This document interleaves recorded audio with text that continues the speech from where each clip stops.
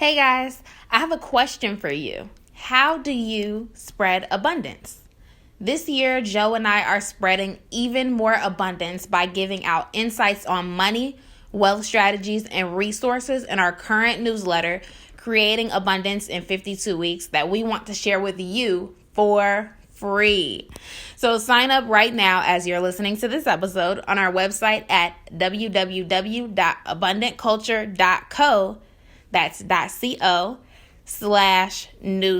www.abundantculture.co/newsletter. Don't let delay get in the way of your abundant year. Now, back to the episode. Welcome back to Abundant Culture Podcast, where we dissect the mindsets and tactics of the true beasts of business. People like Gary Vee, Grant Cardone, and Warren Buffett. All to create a blueprint to experience life more abundantly. Hey everybody, it's Joe. Welcome back to the Abundant Culture Podcast. We're so glad to have you back again this week. Today we are talking to some super special guests. Not only are they good friends of ours, but they also help us with our marketing for our Lil Coffee Cabin coffee shop, and they have helped us grow so much in the past few months that we've been working with them. So they're very near and dear to our hearts, and they are marketing geniuses. I mean, these guys are top tier experts. We're going to be talking to them about sales funnels and how those things work, running ads and how often you should run ads. Should you outsource marketing? Should you do it in-house? Marketing tactics and strategies, and a whole bunch more. So get ready to listen to and learn from our good friends, Matthew Zamutt, and also our good friend, Lyle Leads. Hi, guys. Hi, Matt. Hi, Lyle. We are so excited to have you guys on the Abundant Culture Podcast. Finally, it's like long overdue. We love working with you guys, and like the marketing that y'all do is amazing. But before we get into the nitty gritty of the marketing and all that, we have to ask you, what is your backstory? How'd you get into business? You want to go first? All right. So I was in a sales position at the time, and I was hurting for cash. So I went to a network meeting with a friend, and I met Lyle there. And unfortunately, one of his workers wasn't able to help out. So I hopped in, helped him do some digital stuff. And then he taught me about marketing, and I started doing data processing, and I kind of fell in love with it. And so I've been with him ever since. So it's been almost 5 years. Yeah, that's awesome. He's one of those people, he would get a job, but he'd get bored with it. So he always has to have something fun going on. Very true. And I always have something going on. So yeah, absolutely. What about you, Lyle? Oh, I think I came out of the womb as an entrepreneur. I swear. I don't know what's going on. Even as a kid, I was always stirring stuff up, getting groups together and doing stuff, from raking leaves, doing all that kind of things in the neighborhood. But I went to school for advertising when I graduated high school. And advertising was just a portion of it. And this is before the digital world. And so as I grew up as an entrepreneur, I saw the power in digital. And I got into digital when it started out, Facebook, developing web pages from the coding and everything. I just fell in love with it. But more than that, I fell in love with the people behind it. There's something about seeing somebody's business grow, seeing somebody grow as an entrepreneur, seeing a young person developing skills and making their life change. It's just, to me, it's the people behind it is more powerful than the marketing tools that come with it. Absolutely. Yeah. I definitely agree. And you guys have definitely seen us through a lot of our journey. Like you were with us through the whole COVID-19 thing. Right. Through the whole rioting and looting thing that's been going on. Yeah. And you guys have been loyal to us and helping us every step of the way. And I swear every time we speak, I learn something new from you guys. Yeah. One thing I want to ask you, Lyle, is what kind of motivated you to go to school for advertisement? In high school, this school came in and they showed this really cool advertisement on the screen. And they said, yeah, this student got a C. I'm like, a C? That looks really good. And it was a paint stream that came across the screen, but there were bubbles in the paint. So that's why they got a C. And I'm like, wow, that's a high standard. I'm up for that. So it was the challenge, I think, that got me into it. And I've always been, I'm a behind the scenes person. I really am, even though I look like I'm in front. I really am a behind the scenes person, and I like making things happen. So people look up and go, wow, something cool happened there, you know? And so when I was when I saw that advertisement, I saw the high standard of that. I was like, I want to go to that school. And so I went to Art Institute of Houston and got my associate's degree in visual communication. I won't tell you the year. Don't ask. Well, we definitely won't ask. So because you went to school for advertisement, did that really was it an easy transition to go from advertisement to digital marketing, which is what you're doing now? Well, there's a long journey in between there. Number one, I finished out my degree. I got my bachelor's degree in religion, and this close to getting in business, I didn't want to take an extra course unnecessarily. And then I went and got my master's degree in education. So when you take visual communication, business and learning, and you tie that in with stuff like education, then marketing makes sense when you tie all those together. So when digital happened and I saw that you can create literally something out of nothing. I mean, think about it. A web page is nothing but little dots of light coming into your eyeballs. How powerful is that? And you communicate with words, text, videos, and everything, all from little dots of light that are created from little words of nothingness. It's just that concept blew my mind. And I'm like, I want to do something with this. So that is what kind of pulled me forward to all that. In the middle of all that, I actually did 20 years of ministry as well. So that's where I started helping churches, help them communicate what their church does better, help them get online, help them do social media, and help them communicate their specific tasks. Because, every church does the same thing, right? But they don't. They do it differently, and helping them communicate that in a way that's relevant to their local culture and to the culture that each church has individually. To me, that being able to draw that out made a big change in the churches in general. And so then I'm a Christian. You'll hear that a lot. So hopefully I don't offend anybody. But if I do, just trust me. There's good stuff out here. So listen anyway. But I was called out of ministry and using business now as my ministry to help other people. So my heart stayed the same in helping people develop that message and communicate that message stronger, but bring that into a context of business and business growth versus just within the church, which is I'd call it a bubble group. Yeah, absolutely.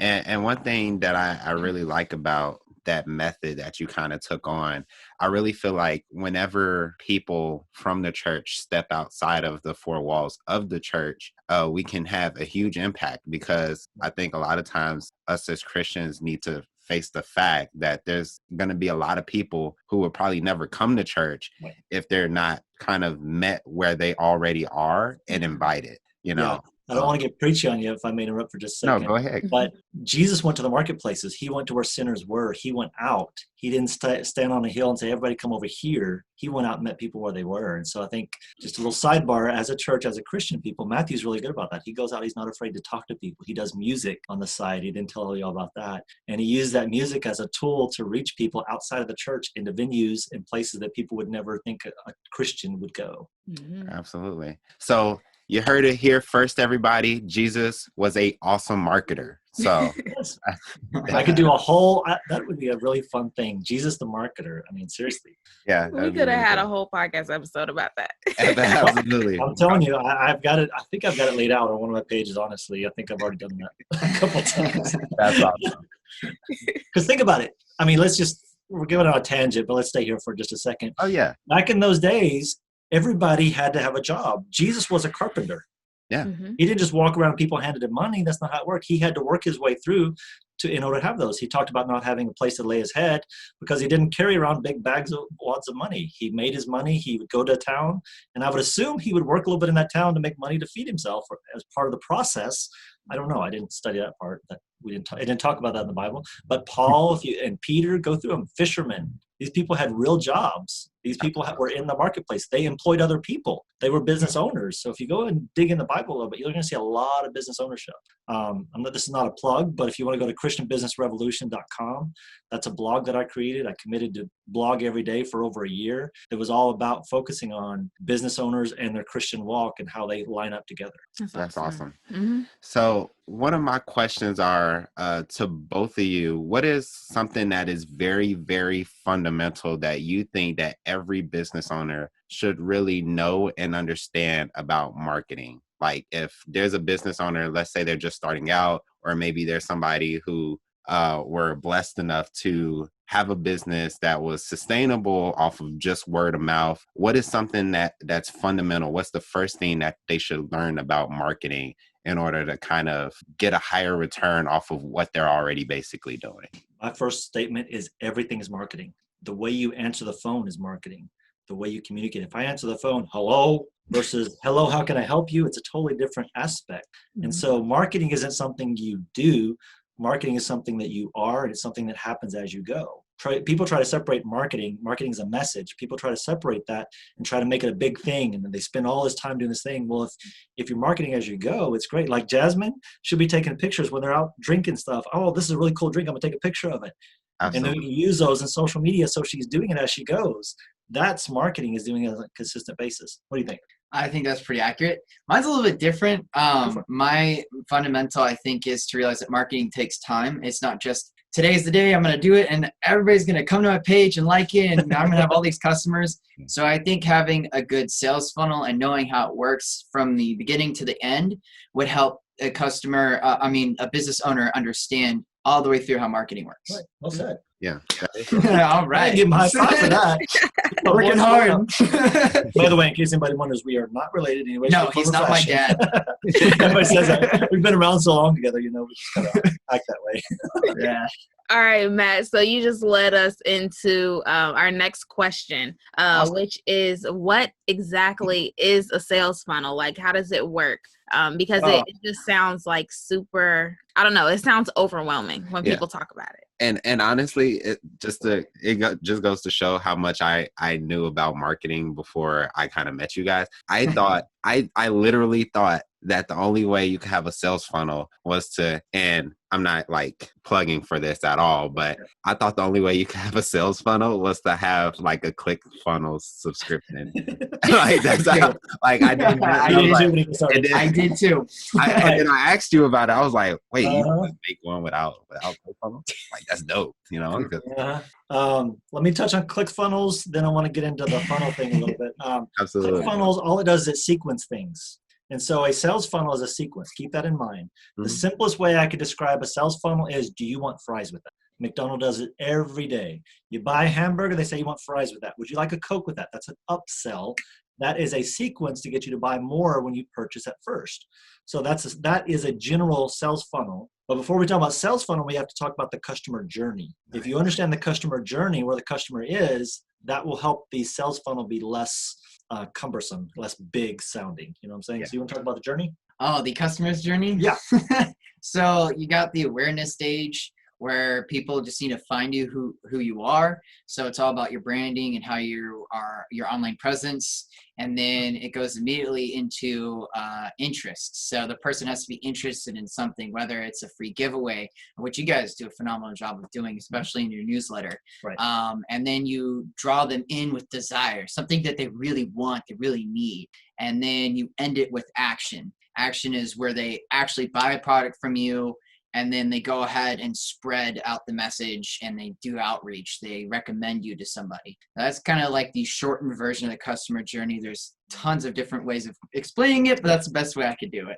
It's the acronym AIDA, A-I-D-A, which stands for awareness, interest, desire or decision, and then action. So if you understand where the customer is, so a podcast isn't a decision-making tool. It's not a sales process. Mm-hmm. A podcast falls over on the awareness side of things. It's where you get people interested, get to know you, get to like you. Yeah. When they're interested, then they're going to click on that link and go to your web page. Your web page then makes them more aware. So they're going from awareness to interest. They've taken an action, they've taken something. And then on your website, you have to have something to connect to them. Hey, download my free tool. Hey, here's a resource for you. Here's this report. So that is that step. So your first step in your personal sales funnel here is you have a podcast bringing awareness. Then you have a website which offers them a newsletter. I believe you have a newsletter on your page. Mm-hmm. You have a newsletter they can sign up for to get additional value. Then inside your newsletter, that's that stage of going from awareness, that interest, into decision. So your newsletter is set up on a sequence where you're reminding them what you do and how you do it, bring them into a consultation with you, or whatever that process is, that decision factor. And on the bottom of your email, I'm assuming, not every one of them, but some of them, you're going to have a call to action. Click here to schedule a time with us. Click here to purchase this product. Click here to go this thing. And so that is the simplicity of a sales funnel. You can see that with the podcast you have. going to your website, going into your newsletter. That's a deepening decision. So they call it a funnel because up here you got a lot of people aware. A lot of people come to your and sorry if you're listening, you can see my hands are going in diagonal, upside down triangle. I got to explain this. But it's like an upside down triangle. And it's really wide at the top because a lot of people are aware, but as people make deeper decisions, you're getting less and less people. So you may have 100 people that are aware of your company, but you only have 50 of those people that are interested. And of those 50, only 20 of them are going to take action. And of those 20, maybe only 2 of them become a customer. And if you understand that sequence, then you understand how your sales funnel is working, and you can use percentages and so forth to find out how many people you got to put in the funnel to get out the bottom to get the amount of customers you need to cover your base, your profits, and so forth. I mean, that went from really simple to really technical really quickly. So that's a broad description. That's the best I can give. Do you have any questions about that? Does that make sense? Yeah, it definitely makes sense. And what it kind of made me realize is, how do you help business owners? And I don't know if this is a me problem, or I don't know if other business owners have this problem as well. How do you help business owners kind of get over the hurdle of kind of what that conversion really looks like? Because I remember there were times where I generated like 30-something leads in a day for something that I was doing, and it was like, it felt really, really good. For like, and then, from like a workshop, for example. Right. And then when I like actually call those leads, I get like 2 customers or something like that. Like, how do you help a business owner understand that, like, hey, awareness is a lot different from the people who are actually going to take action, and really cope with that? Because I think as an entrepreneur, like, one of the main things I think that we have to deal with that we don't really account for a lot of times is rejection, and people just not being interested in your thing, even though you think it's the best thing since sliced bread. Exactly. Yeah, if you're selling to everyone and everybody needs it and everybody wants it, you don't understand what everybody is, you're missing the point. First off, what are your tracking metrics? What are you tracking, and how are you keeping track of that? If it's, I get them in my sales funnel, I'll make a phone call, how are you processing those calls? How are you checking your script? Are you starting with different statements to see which of those convert better? And so you're going to look at this journey. First thing I do when I sit down with a business owner is I say, what is your journey? What does somebody at the awareness stage look like? What does someone at the interest stage look like? And how do you take them from that step? Because if you set up the funnel properly, then you've pretty much pre-qualified them by the time they get to the action phase. Mm. So you're literally in your process, your sales process, you're pre-qualifying everyone. So by the time they've signed up for your newsletter, they're already a step forward. And then if they do click on that action, you know that that's an actual person. So they're more likely to convert because they've taken the process of going through your newsletter, your sequencing in your newsletter. Hopefully, if you don't have this, I'll just tell you right now, you should have a 7-part sequence at the beginning of your newsletter when somebody signs up that integrates them into who you are as a person, who abundant culture is, and how that lays in a foundation for for your culture and how they're part of that culture. So you let them qualify themselves to make that decision. Does that help? Yeah. Yeah, that definitely does help. Do we have that? I don't know if you have that. Honestly. See? No, but It's really simple. The first one is just kind of like what you do on the podcast. Let's just get practical. You know me, I'm straight to the forward to this stuff. Your first email is, hey, thanks for joining our podcast. Let me tell you my quick story. Hey, here's what abundant culture means. So you're introducing yourself. You're introducing what abundant culture means, what that term is. Then you're helping them on the third one. You'd be saying, how do you build abundance? How do you build culture might be my fourth. And so you're laying out all those steps. Here's who we are. Here's who abundant culture is. Here's how you build abundance in your business. Here's how you build culture in your business. Here's how we help you. And that's a 5-part series, sequenced, laid out real simple. Oh, wow. And that's really cool, because I think a lot of people, when people make buying decisions, I think sometimes there's times where they're probably just doing it almost mindlessly and they're going whatever's convenient. But there's a lot of times where, me personally, like, I'll get to know somebody maybe through a podcast or through their social media or something like that. And they might not even have the best product, but it's like, I know who this person is. Right. And it's like, if I have to buy, I know what they're about. I know their backstory. I want to buy it from them, even though I could probably go price shop somewhere else. Exactly. So it's a really key point to have that process of letting people know who you are and what you stand for, and let them qualify themselves to see if they fit. Mm-hmm. Exactly. It's your story. Someone will connect to your story, and they're going to connect to your story differently than they'll connect to someone else's story. That's why telling your story, you ask us about our entrepreneurial journey, but somewhere in your sequence, you need to tell your story. Why did you create Abundant Culture? Why is it a podcast? Why did you get into business? So be able to tell those stories in snippets, because old school technology, stories sell. Absolutely. Facts tell, stories sell. Jesus, let's go back to Jesus. He told stories. Yeah. He got thousands of people coming. 3,000 people showed up because he told one story, a parable. Yeah. It's pretty cool. It's so awesome. Well, we're going to write this book, apparently. Yeah, I guess that's what God wants. Yeah. So a question I just had is, how does a business owner, like, how do they know when they're doing too much awareness and not really getting through the cycle? Like when it's just too much, just free stuff and they're not getting any sales? It's tracking. What are you tracking? If everyone's signing up for your newsletter, but nobody's going to the next step, then you're doing too much on that end, or you're not selling enough. I know it sounds bad. I don't want you to sell every time you're putting out, but make sure that you're adding value. Value is the key. If you're adding value, people will always go deeper with you. Yeah. Mm-hmm. But you got to have somewhere for them to go. If you've got 1 million people coming into your awareness funnel because you're giving away all this free stuff, but nobody's signing up for your newsletter, there's a disconnect between what you're putting out there for free and what you're offering on that newsletter. So that connection has to be made. So you need to be more focused on, my newsletter is about ABC. Therefore, the free stuff I'm going to put out is about ABC. And I'm just going to repeat ABC, ABC, ABC, ABC, ABC over and over again. Mm-hmm. Awesome. Another question that kind of led me to want to ask you about and really get an understanding of is, what I like about working with you guys, honestly, is that if I need you to run ads, that's something that you can definitely do. But you guys, when it comes to organic, like awareness and traffic, it's like, it's pretty outstanding. Like it's kind of like, I look at our metrics sometimes and I'm like, wow, like that's for free. That's definitely not bad. Basically. Like, that like have people coming to you without you actually spending much on ads.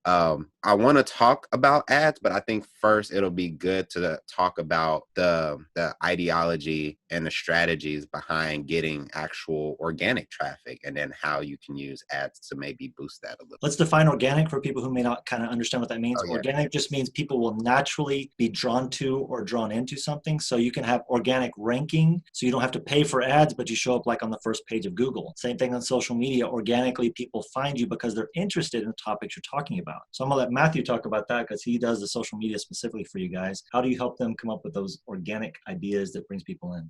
So I try and use like engaging posts. So when I look, say, on your Instagram, I'll look for, okay, am I keeping a similar color scheme? Am I also focusing on the audience as well? Like, what's your audience? Your audience is actually 25 to 34-year-olds in East Chicago, but your Harlem location has a completely different demographic. Mm-hmm. So I'll also look at those key metrics. And then there's different types of posts that interest people in Highland, where it's warm and fuzzy and cozy. But East Chicago's fast, quick, fast-paced, people coming in and coming out. So it's a completely different type of post. So that's how I keep that organic reach going, because you have to communicate to that exact demographic. Otherwise, it just doesn't work. Yeah. So when you identify your audience, you say something that they like. So if you're a company, let's say you're a company and you're a sports company, well, are you going to talk about football, or are you going to talk about golf? That's two different worlds. That's two different audience members, but you have to understand which audience member you're communicating. And so what he's talking about, your two different locations, one of your audience members is more of a family oriented. It's inside of a store. The other one's inside a train station. So you have a different group. So over here, you're going to have memes and talking about family and stuff like that. Over here, you're going to be talking about business, and then you're going to throw in some humor, some fun stuff that's quick paced. So identifying the audience is a key to organic. And it's not all about your company. If you just talk about your company and you don't talk about something that's interesting to your audience, you're missing the point. Yeah. Mm-hmm. Too many people get out there and they're like, sell, sell, sell, sell, sell. If we only talked about coffee in your shop, if we only talked about coffee, we would miss some people that are interested in family situations. Yeah. And the people that are interested in family situations, they're gonna relate to the family aspect. They're like, oh, those guys are in Myers. Oh, that's where I saw them. Oh, and it's that connection. It's that, oh, if you want to say it that, it's that wow moment of connection. That's the key to organic, is getting somebody to go, that's those guys. I relate to them. Absolutely. And it's so amazing to see how like everything is just so planned out, even down to the color scheme. Because I'm like almost colorblind, so it's like like yeah, like I would totally suck at doing that. She'll say like, oh, this is two different shades of red. I was like, it seems like the same shade, but whatever. That's a guy.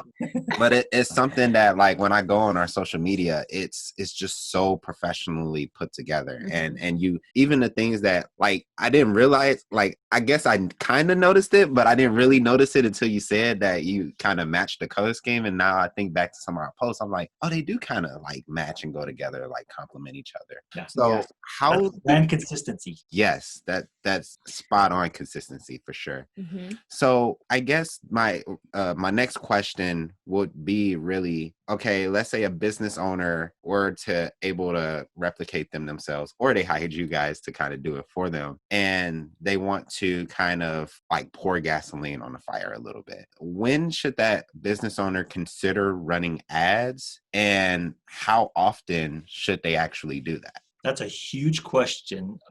First thing, the most important thing before you run ads is understand systems in place, SIP.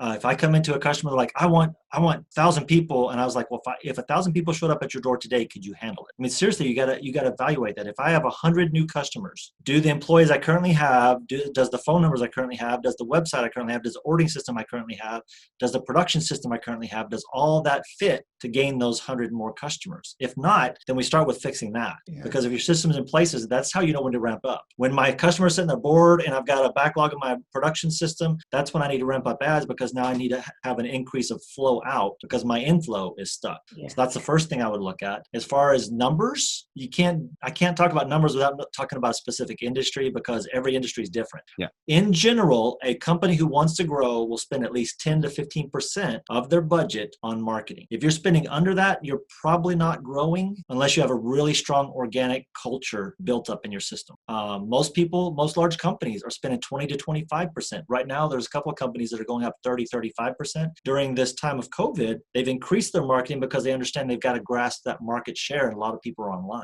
Absolutely. And so there's lots of things to consider. When you're starting out talking about ads, you've got to have your landing pages in place. What are you going to do with that? Are they going to call you? Are they going to schedule with you? Are they going to go to your website? Are you giving them a coupon? What's that hook that's going to bring them in from that awareness stage to now again, awareness to action? That's a huge gap, right? So which part of the process are you getting them in? You do an ad for awareness. I want everybody to know about it. Now, anybody who clicks on that ad, I'm going to target them. I don't want to get technical on targeting, but you're going to target them. Now you've got people that are interested. Now you can target them differently with a different type of ad that fits in that next structure, which is interest. Now my interest ad is going to be a little bit differently. I'm going to spend a little less money on it because it's going to be a more targeted market, a smaller market. And then once I get those people, they've clicked on a specific area, then I've tracked that. Then I'm going to have that call to action, that quick sell. On Facebook, if you go through there, people are selling immediately. They're like, click here, download my program, buy it. But you got to remember, not everybody's ready to buy. So where are they on the customer journey? If you've got a lot of people awareness and some of them have joined your newsletter, then you know, based on those numbers, percentage-wise, if you got more than 50% going into interest category, you should be selling a good number of those people. So that's, if it was me, I would look at your awareness and your interest and take your interest. If it's at least half, I would start doing ads to sell them and get them into that last part of the process. Does that awesome. help? Yeah, that helps a lot. Mm-hmm. Okay. And with these companies that are spending anywhere between 10 and 15% of their budget on ads, are ads something,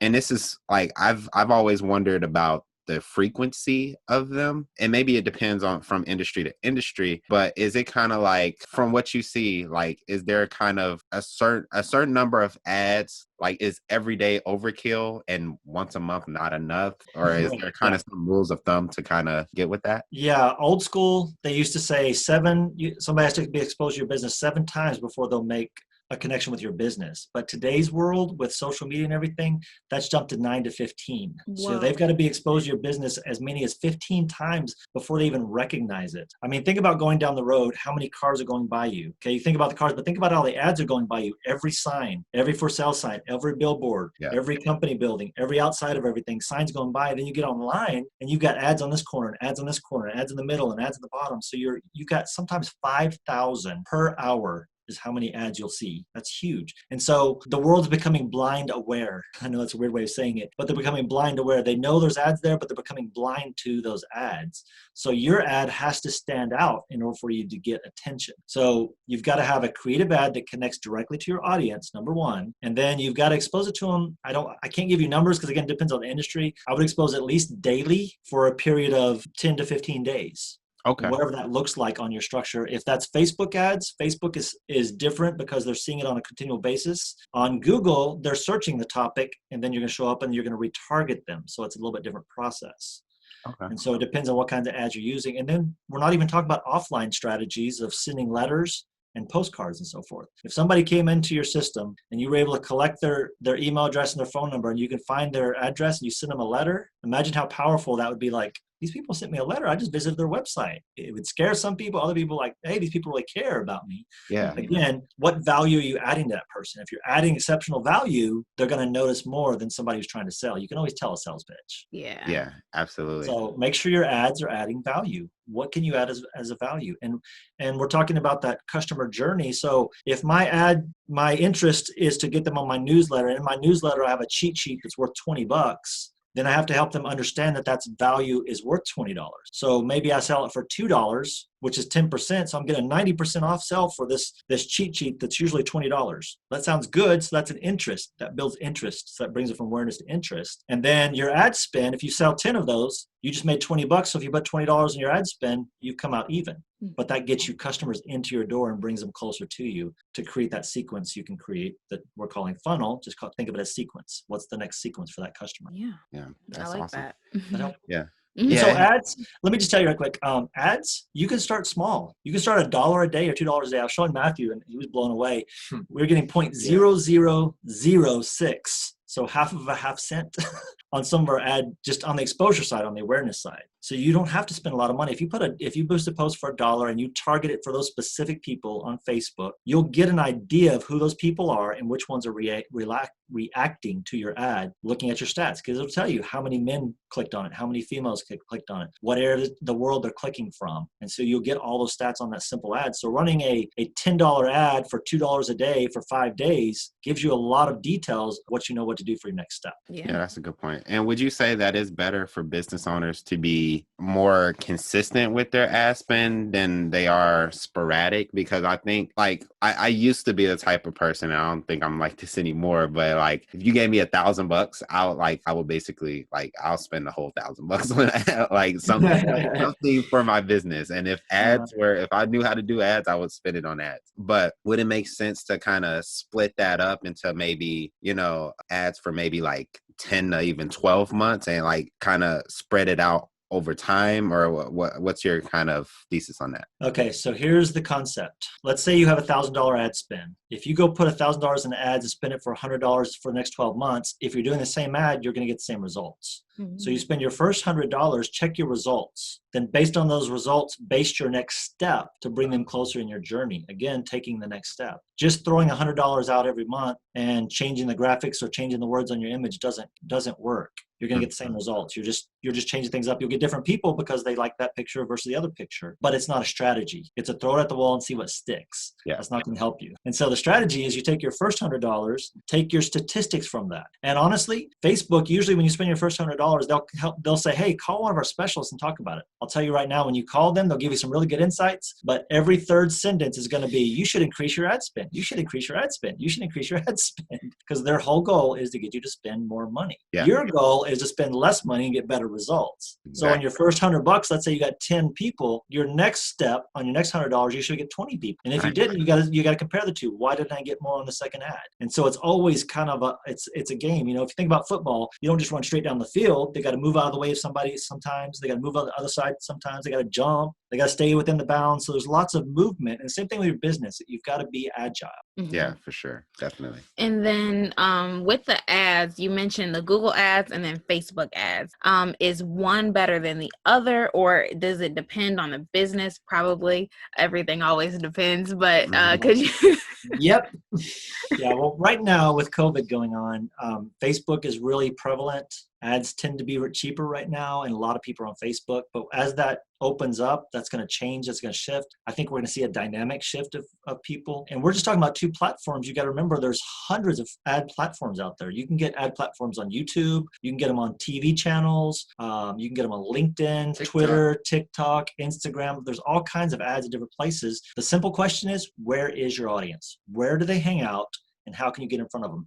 If your audience is golfers, buy a big billboard, put it beside a big golfing center, and that's going to be good results for you because they're going to see it all the time. Doing Facebook ads for a guy who's out at the field golfing all day isn't going to help you. And so yes, depends on the industry, depends on your audience, but simply you're going to have to research your audience. And people are always like, well, how do you do that? Call and talk to them. Don't be afraid to talk to them. Find your 10 best customers. Say, hey, I'm going to give you a free, you guys have a coffee shop. I'm going to give you a free cup of coffee. Do you mind chatting with me for 10 minutes? And just ask them, what made you come in here? What do you like best about this? What scared you most the first time you came in there? Don't be afraid to talk to people. The more engagement you have having conversations with people, asking questions, not telling, the better your sales results will be. And we're not going to get into sales training on this. That's a whole different process. But asking questions is the key. If you ask the questions, you understand your audience. The more you understand your audience, the better your ads are going to be triggering their brain response. So if you're talking to Matthew and I, we're two different people. So if you said metalcore is the greatest music in the world, which is the music he does, I'm going to be like, I'm going to keep going.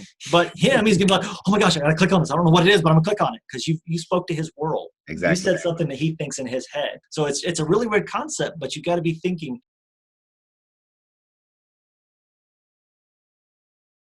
what are they scared about? What's that barrier of entry for your business? What does it scare them about coming into your company versus coming into another company?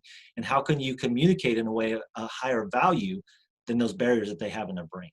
Yeah, that makes sense. Mm-hmm. So then, is it better to outsource marketing and running ads and, just all of it? Or is it better to keep it in-house? That is a great question. I love that question. Because ultimately, I want everybody to hire me, but ultimately you've got to balance it. What is your skills and what is your time set?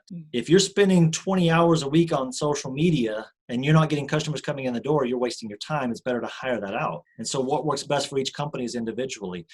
If I have a company, I'm building a culture and there's a good internal culture and I have somebody internally that can communicate those values, then I'm going to spend a lot of time on my internal system and I might hire a consultant outside to come in and verify that what we're doing is working. Nice. So it's a both and. But it comes to a point where you're so busy producing, you're so busy with customers, you got a lot of customers coming in. Then somebody's like, well, everything's going great. I don't need to do any marketing. They step back. Well, that's the exact opposite needs to happen. If things are going good, you're going to hit a pivot. You're going to hit that plateau and it's going to level out. So at that point, when things are going good, that's when you want to hire somebody, say, hey, we're doing really good right now, but can you look at our system? Tell us what we can do for the next step and always be preparing. What's the next step? Because every business will go through a growth phase. They'll plateau. They'll go through a second growth phase if they're ready, or they'll start to decline. It'll be a slow decline until they realize one day they're out of business. It's a horrible structure, but if you study business, you'll see those structures going out over and over again. COVID's a whole different story. We don't want to talk about that. But how many people were going good, but they didn't have any money in the bank? And as soon as COVID hits and they had to shut down, now they have to shut down their business forever because they didn't have that stationary foundation to build on. Does that help? Oh, yeah, that definitely helps. And it's crazy because even what you're saying about businesses hitting plateaus and then declining, I think a lot of times, a lot of people will think these things are kind of exclusive to small businesses, but I mean, I see small businesses that are kicking butt, and then there's huge businesses that are like just gone off the face of the planet. Like what happened to Sears or what happened to Toys R Us. I hadn't been to Toys R Us in years, right. But as soon as I heard the news, it's like I wanted to go back to Toys R Us one more time because it's like they were this gargantuan company that you thought would basically be around forever because they had been around forever, and now they're gone, at least in the form that they were in before. Radio Shack did the same thing. They never pivoted. They never changed what they were doing. They stayed the same and they lost. Blockbuster, good one. Yeah. And I think one of the things I want my audience to take away is the economy doesn't care how big you are. Contrary to popular belief, there's nobody that's too big to fail. It can happen. Well, with the digital world we're in, you have the same power to communicate to your customer as Coca-Cola does, or as Amazon does, or as Facebook. You ever thought about that? You literally have the same access. Back in the 1960s, you had to go to a big media company and hire them to create this big video production thing for you in order for you to even be in front of those customers. Now, with a click of a button in 10 minutes, you can have an ad up in front of your customers and be done with it. I mean, it's leveled the playing field for the marketing world. So bigwig people don't have any more aspect than the smaller businesses. It's Absolutely. As a matter of fact, smaller businesses are more comfortable because they have less overhead, less people pounding down as to what they can and can't do. You know, you can do more. You can be more grassroots, more creative, more fun, more culture driven. Oh, yeah. Absolutely, for sure.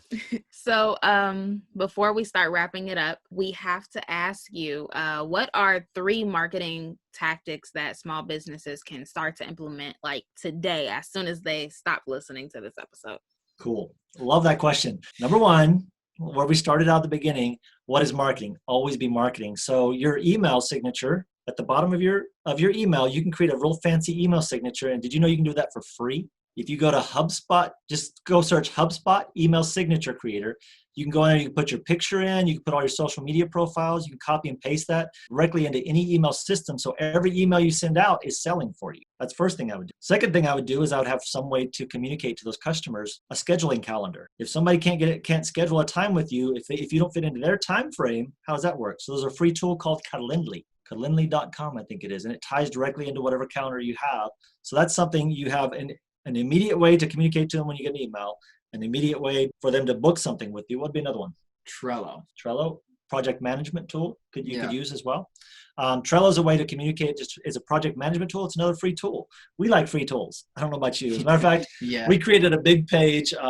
Anybody on Abundant Culture can go to that. It's going to be at dfwtop.com/abundantculture, all one word. And that's going to be a website where we've got all kinds of resources, free resources. There'll be a click there. You can go directly to that email signature and everything. So, but right now at the time that we are in, if somebody said, give me one thing, Lyle, live video. If you go on your Facebook, if you go on any of your platforms and you do a live video, it's going to immediately bump that to the top. If I'm a local business and I go live on YouTube, did you know that will immediately rank within 24 hours? No. Most people didn't know that. So if I had a big company, if I had a business and I was going live, I would do a live video on Facebook. I would do a live video on YouTube. And we talk about what to say, tell your story. That's simple. And don't be afraid to let your hair down. Yeah. You know, be natural. The more authentic you are, like I said, it's ad blindness, right? Everybody's blind to all these ads going out. The more authentic you are, the more your heart connects to their heart, the more they're going to respond. Mm-hmm. And I think the authenticity is such a good point, because I find myself all the time trying to like kind of fake it till I make it, or try to be a little more put together than I actually am. And I always find what works best is just being authentically who I was before, I tried to, do something else. Yeah. And it's just crazy. Like me and Jasmine, we went out and bought like a whole bunch of like kind of video equipment, like lighting and stuff like that. And we did really, really good videos. But I was like, there's no way that we can like do every single video like that, because it took like 30 minutes to set up or whatever, right, at least. And I was like, sometimes you just get in front of a webcam or your phone and just like speak. Exactly. And just a shameless plug, everybody, like I've been working with these guys for a few months now, and it's been at least like 7 or 8 months, I think. Yeah, by now. It's been longer than that. It was September. Yeah. And we're in June. We're 9 months in. Yeah. Oh, wow. We've been working with these guys for a decent amount of time now. And literally about 9 months later, they're still taking us to school in not only marketing, but business as well. Mm-hmm. So if you are somebody who is a small business owner and you know that you need help with your marketing, either you want to be trained to do it or you want somebody to do it for you, I will highly, highly recommend Matt and Lyle at Lyle Leads. So definitely. So at least getting on that consultation call that you were telling us about. Yeah, I was going to say, if you go to DFW Top, that's D as in dog, FW Top, it stands for Design for Winners to Optimize Profitability. That's dfwtop.com/abundant culture. You'll see a link there. And I'm offering a 30-minute strategy session. So if you're like, I don't know what I'm doing in social media, tell me about social media. Or I don't think my website's working, tell me about my website. Or you may just be like, I don't know what to do. Here's where I'm at, and here's what I need. So for 30 minutes, you got a free strategy session. That's because these guys, I believe in them. And I know if you're listening to them, you're somebody I want to work with. Thank you so much. Yes. So what is the number one takeaway that you guys would like someone to take from this episode? Be authentic and tell stories. If you think about something like Saturday Night Live, you always remember the skits where people break character. Why is that? Because they're authentic. Wow. So if you could be authentic in your marketing stuff, trying to be high and falutin and trying to be all fancy, just be authentic and real. People in today's world need something that's real. There's too much mess going out there, too many people pretending to be something. Everybody wants real. Yeah. And Matt, do you have a number one I think takeaway? that's the best takeaway, to be honest with you. I mean, don't get overwhelmed by everything that's going on in marketing. Just start. Just do something. Do one thing at a time. Take it one by one. What do you say? Like take a piece of an elephant one bite at a time?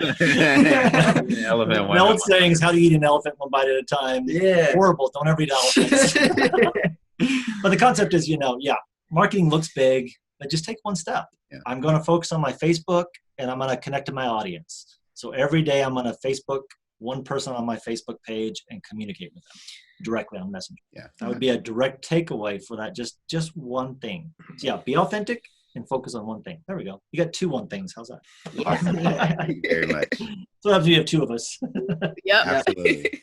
So we have to ask this question to everybody who comes onto the Abundant Culture podcast, because we always get very unique and interesting answers from each and every person that comes on. And the question is, whether it be in your business, in your personal life, or even spiritually, how do you guys choose to spread abundance? We choose to spread abundance by collaboration, cooperation and collaboration over competition. Absolutely. I There's love that. too many people that compete, and there's enough resources and enough money abundance going around that everybody can share the resources. So even if someone has a website business and they want to contact me, I talked to a guy last week. I spent 20 minutes on the phone with him, helping him with his website business, even though he's technically a competitor of mine, because to me, that's abundance. That's helping somebody else.